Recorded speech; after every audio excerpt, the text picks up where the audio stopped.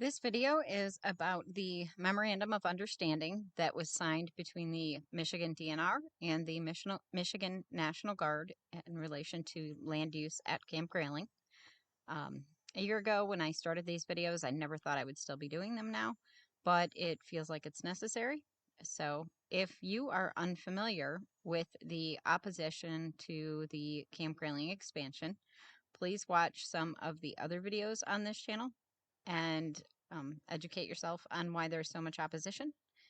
At 148,000 acres, they are already the largest National Guard training facility in the country, and they have caused significant damage to our local ecosystem through their military training activities. This opposition journey began when the National Guard presented a proposal to expand Camp Grayling by 162,000, some counts say 168,000 more acres using public state land. So this would more than double their size. The proposal was presented to the DNR in midwinter 2022. The public wasn't made aware until late spring. A group of citizens has spent much of the past year attending public Q&A sessions, presenting the issue to township and county boards, spreading awareness across the state. And we've been met with resistance every step of the way. Everyone seems to be too afraid that they will appear anti-military by coming forward to protect our citizens, our environmental tourism economy, and our environment. So this includes media outlets and politicians. Only a select handful have actually stood up with the citizens who elected them or published fair and balanced articles on the subject. So thank you to those that have. I would like to say very clearly, it is possible to support our military and fight to protect our environment, health, tourism, economy, and our peaceful way of life.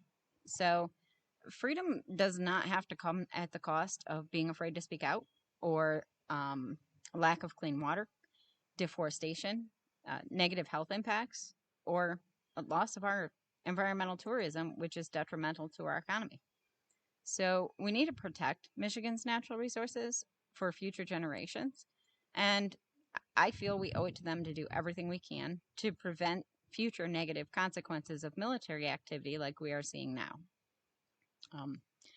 In April, the April 21st, 2023, Memorandum of Understanding signed between the Michigan National Guard and Michigan DNR is a formal letter of intent that grants the National Guard an additional 52,000 acres of land for military use via special land use permits.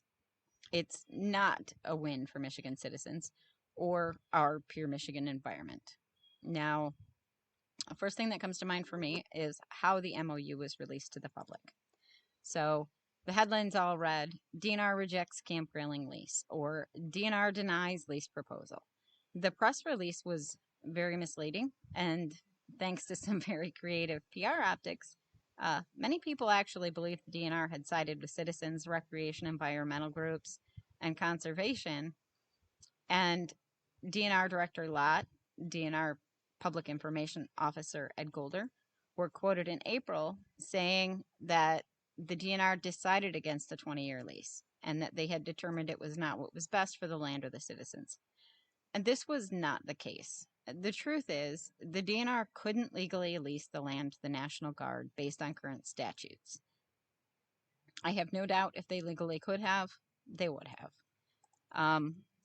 Shannon Lott testified at a February 28th hearing in front of the Appropriations Subcommittee on Agriculture and Rural Development.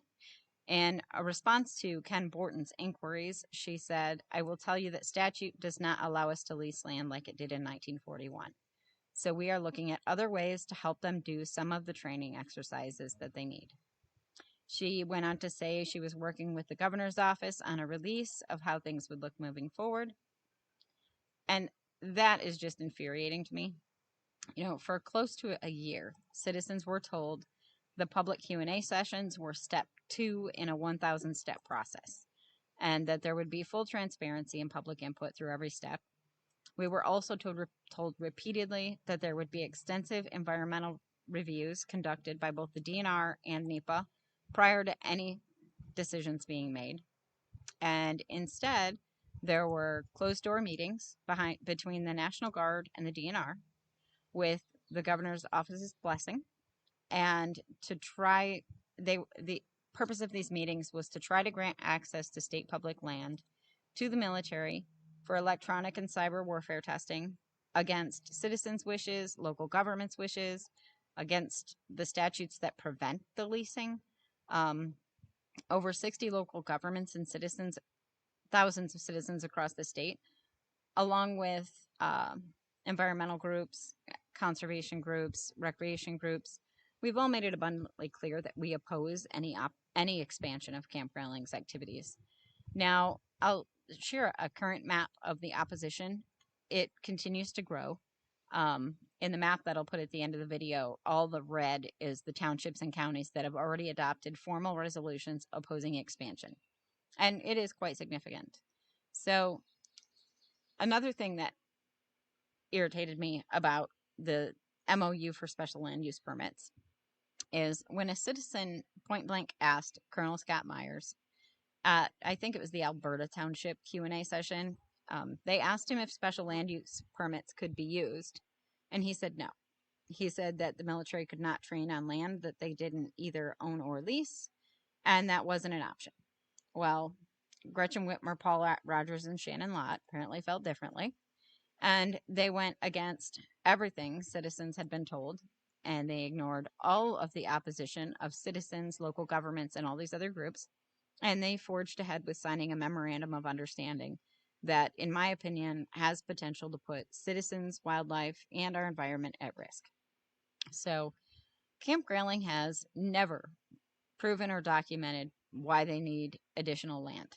There have been no studies conducted on how they could use strategic scheduling to conduct the electronic warfare or cyber testing on their existing footprint.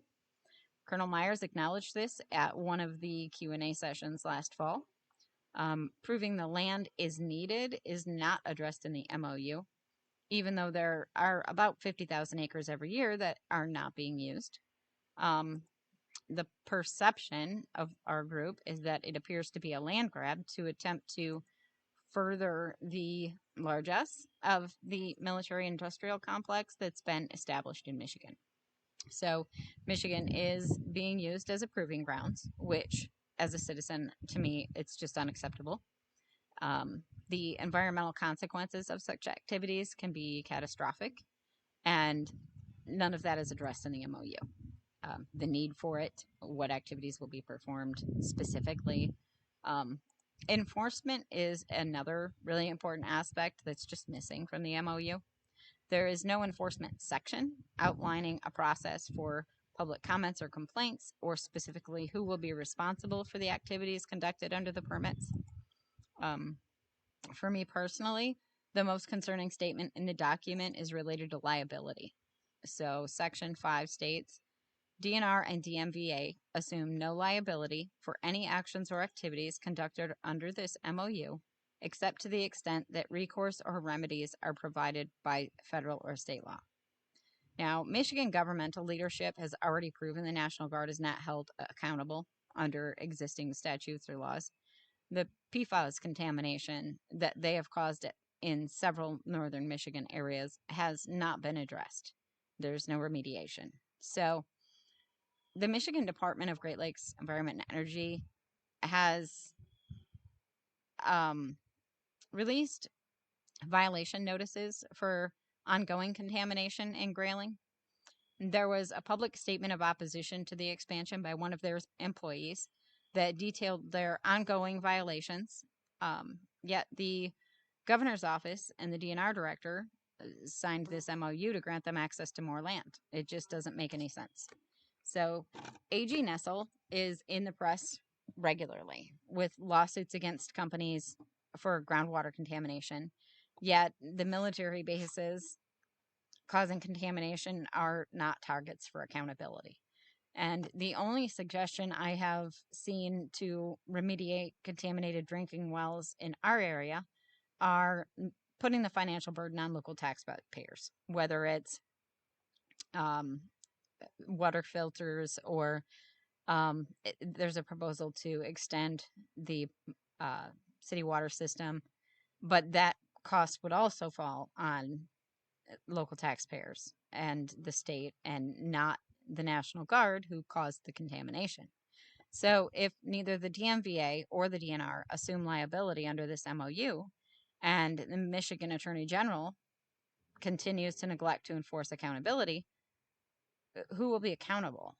You know, it leaves citizens with zero recourse for any negative impacts or health on health or environment that are caused by electronic warfare or cyber testing on these public lands.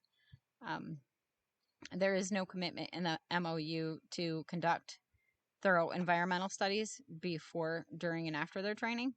And that's a huge concern. It goes against all of the assurances from the DNR and the National Guard that we've been given over the past year. The vague language in the MOU leaves a lot of unanswered questions. So, how long will the permits be granted for? A month? 3 months? A year? How far in advance of training exercises will the permits be granted? Will they be released to the public? None of this is clear. So imagine planning a trip up north a year in advance. And when you get here, you find 500 soldiers and 100 affiliate partner members conducting electronic warfare experiments in the woods.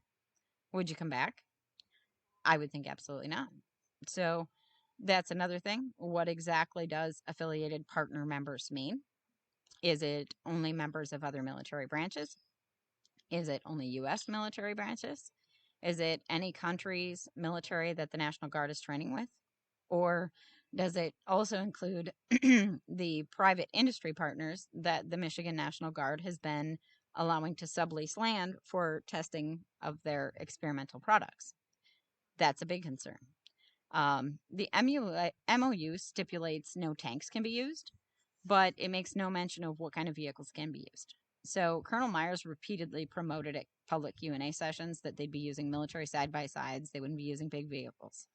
Well, some of the military wheeled vehicles used up here are as large as tanks, and it would not be possible to use them in thick forested areas and not degrade vegetation. So who is going to define significant vegetation degradation as listed in the MOU? You know, questions like this so far have gone unanswered. Citizens have submitted inquiries to the DNR. We're left with, we don't have these answers at this time. So it's just a lot of unknowns. I think it's almost like it's vague on purpose. So another glaring issue with this MOU is the map it was released with. When you zoom in on it, to be honest, it looks like a child drew the section lines. It doesn't have any details like road names. The lines are just anything but clear. The locations are anything but clear. Now, for entities like the DNR and the National Guard that rely on detailed maps for everything, you would think an accurate map would be a simple thing to provide, especially if you were going to publicly release an MOU based on a map. So, recent FOIA requests were responded to that a more detailed map was not available yet. So, you know, I'm not comfortable with it at all. There's just been no transparency at all. We're very concerned that this sets a dangerous precedent for the use of Michigan public land for military and private industry testing. If they're permitted to do this in our area, what area is going to be next? So the MOU can be changed at any time without public input. And unless we submit a FOIA every month for anything new that might have come up that they didn't share, we're never going to know. Now, something that bothered me that, happened a couple months ago was Gretchen Whitmer was questioned on the expansion of Camp Grayling, and she used the statement, "We have something very unique here." Now, I would have thought, as Michigan's governor, she would have been referring to our fresh water or our abundant forests or the ecosystem we have that supports many endangered wildlife species. Instead, she was referring to this military industrial complex that's being built in Michigan with her support. So the Michigan All-Domain Warfighting Center, all of the entities that support it, the potential dollars from defense industry economy, she's putting all of that ahead of our environment. And I think that's very short-sighted, and it may be political in nature. I don't know. Only she knows her motivations for that. So I just was very disappointed.